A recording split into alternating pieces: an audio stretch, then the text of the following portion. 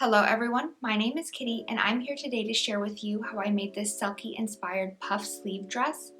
I of course am just suffering from FOMO. I have been seeing so many beautiful people wearing this beautiful dress and I just thought I had to have one. I am very hopeful that I'll be able to make and finish it in one day.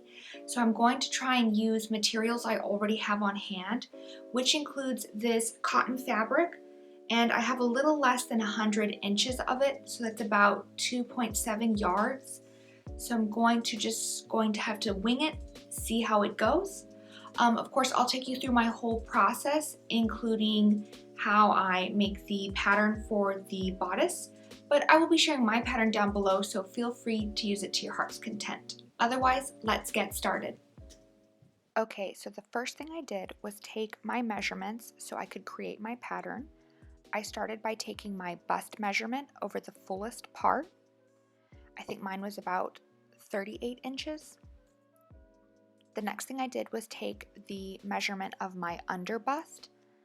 I believe mine was about 30 inches here.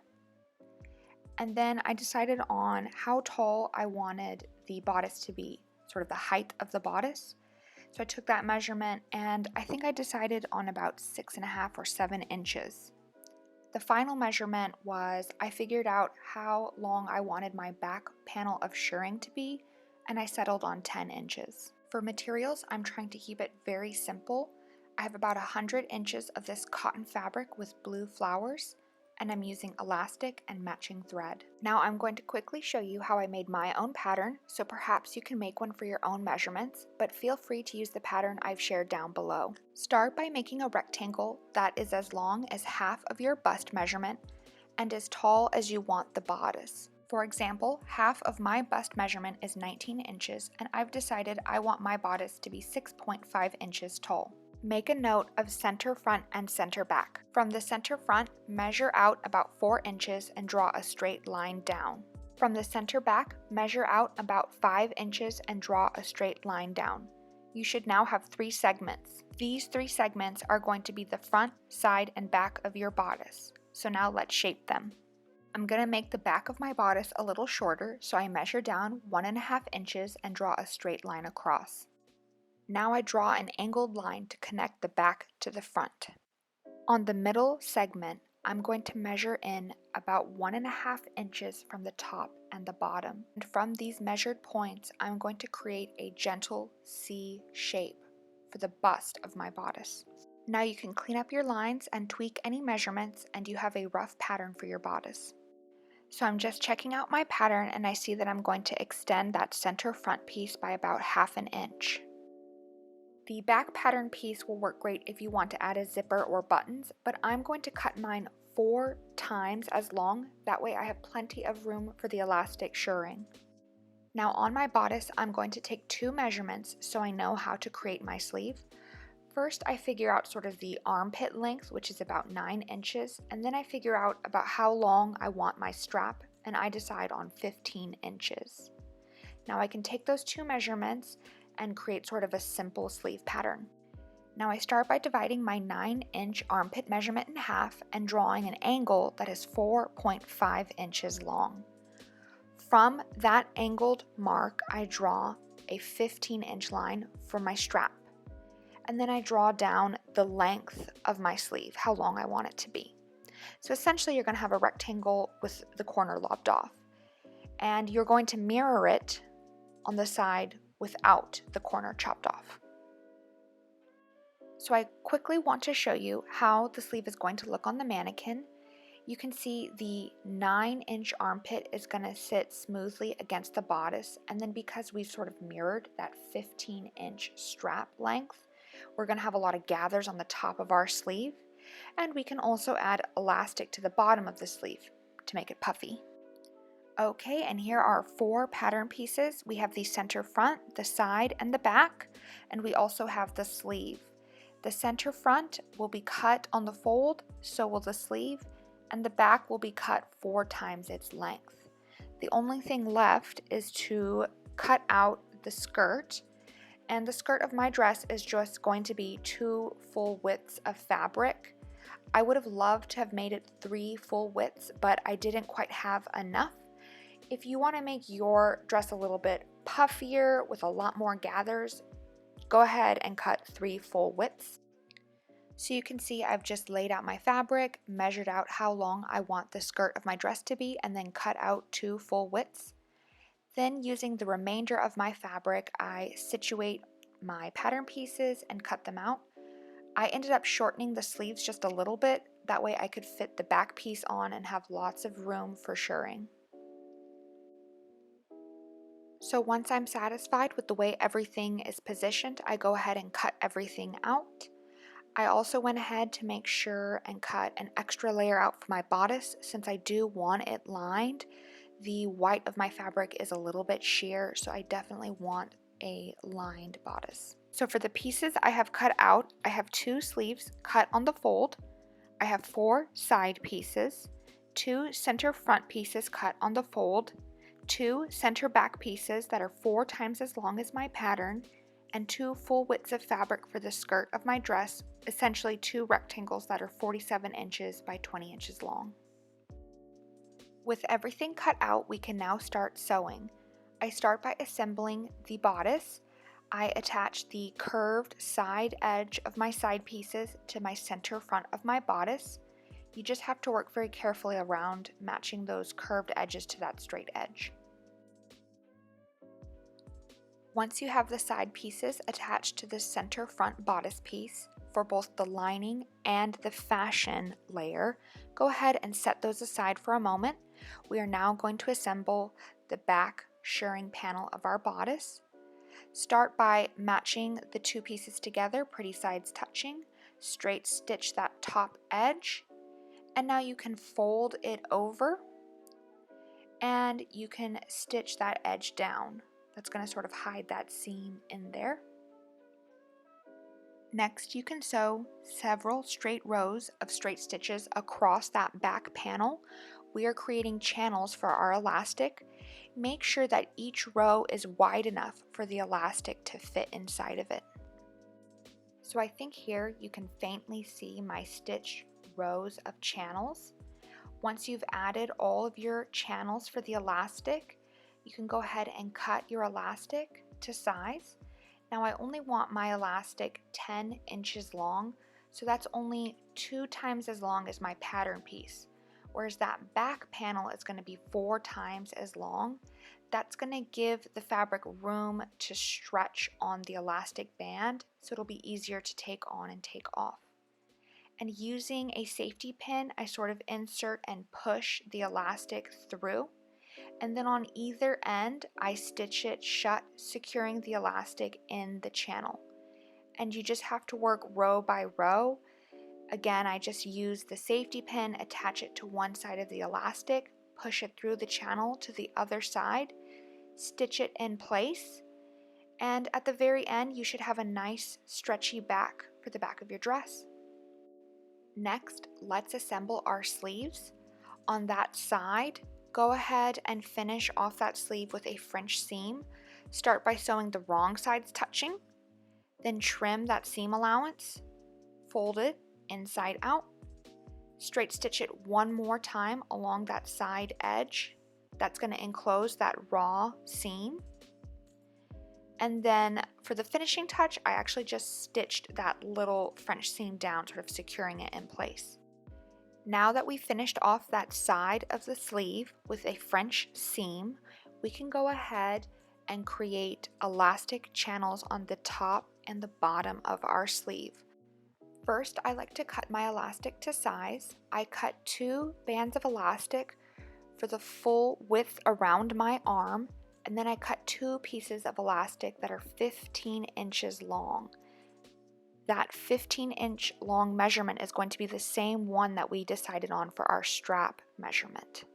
So here you can see my 2 elastic straps for the bottom of my sleeve and my 2 pieces of elastic for my strap, or sort of the top of my sleeve.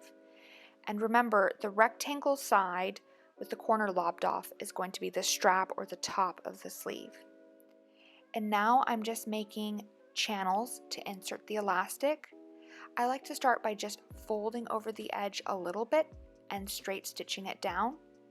And after that initial folded edge has been straight stitched down, I fold it over one more time, this time with enough room to insert the elastic, and I straight stitch that fold down one more time, making sure to leave a little gap open. That's where I'm going to be inserting the elastic. So with all my edges folded over and straight stitched down twice to create the channels, I go ahead and use a safety pin and insert my elastic. The elastic is going to go all the way around on the bottom of my sleeve. And once pulled through, I can stitch the two sides of that elastic band together and put it inside my sleeve. And then that little opening I can just lightly stitch shut. Now the elastic on the top of my sleeve is not going to go all the way around, so I just stitch it in place on either side of that channel. After adding all your elastic, you should only have one raw edge, which is the armpit. And here you can see what the sleeve looks like. Of course, we will be hiding that raw edge. With the sleeves complete, we can start assembling our bodice. Start by taking the front of our bodice that we previously assembled and matching the side piece to the armpit portion of your sleeve, matching it pretty sides touching. Essentially what we're going to be doing is sandwiching the sleeves between the two bodice pieces. But start with just one side of the bodice and match the side sloped bit to the armpit portion of your sleeve. Pin them in place, and then you can straight stitch them together. With the armpit sewn onto the sides of your bodice, we are ready to attach the other layer of the bodice, and we're going to match them pretty sides touching. I like to start matching the seams together and then work my way out from the seams. And again, try to keep them pretty sides touching. After you have everything pinned in place, straight stitch along that top edge, taking care not to catch up the sleeves when you sew. And when you're finished, you can fold it inside out. And if you like, you can even top stitch that edge down. I went ahead and top stitched my edge. Next, let's add that back panel of shirring to the back of our bodice.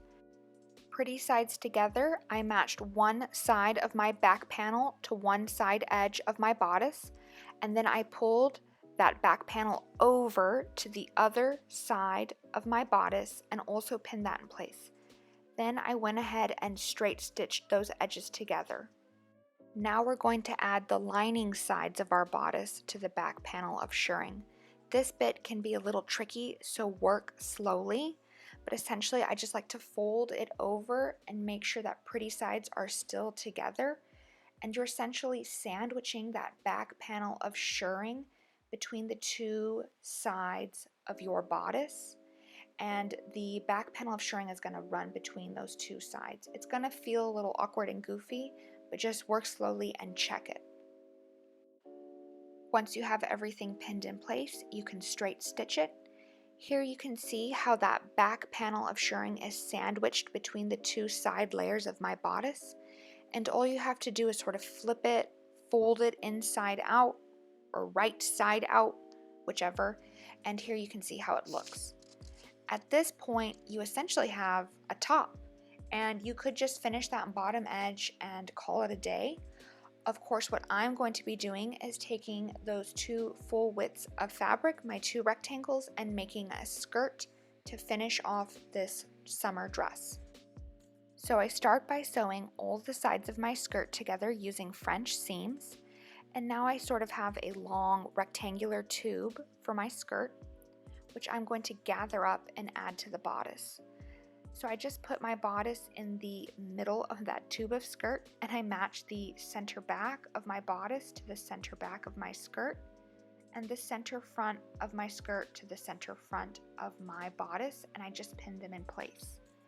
Now, one thing to keep in mind is that I'm not going to be adding gathers to the back of my dress. I'm not going to be adding any gathers along that panel of shirring because that back panel is going to create those gathers for me. So I'm going to focus all the gathers towards the front and side of my dress. Now right now my skirt fabric is the wrong side, touching the pretty side of my bodice. The pretty side it's touching is going to be the lining of my dress. And I just use my little scissors to manually create those gathers and sew that lining side of my bodice to my skirt. So now when I fold my dress right side out, you can see that I've only sewn one side of my bodice to the skirt. So what I can do now is very carefully, that bottom edge of the bodice that has not been added to the skirt, you can fold the edge underneath, pin it on top of that seam in place, and then top stitch it down. This is going to create a nice clean finish for the outside of your dress. The other great thing is that this will hide that gathered edge between the two layers of your bodice. So again, you're just going to fold that bottom edge under and top stitch it down in place. Now all that's left to do is finish the bottom edge of your dress. I of course tried mine on and decided I wanted to trim it about 2 inches shorter. So I cut the bottom edge a little bit shorter and then gave it a very simple rolled hem. And using that leftover fabric I trimmed off from the bottom of my dress, I just made 2 matching hair bows for fun. So now let's see how it all came together.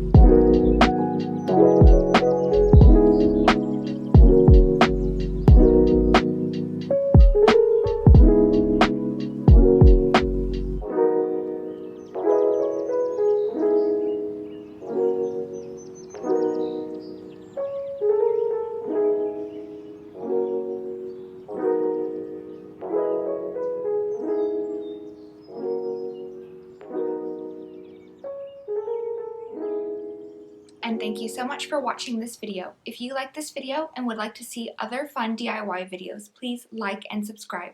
Thank you. Bye.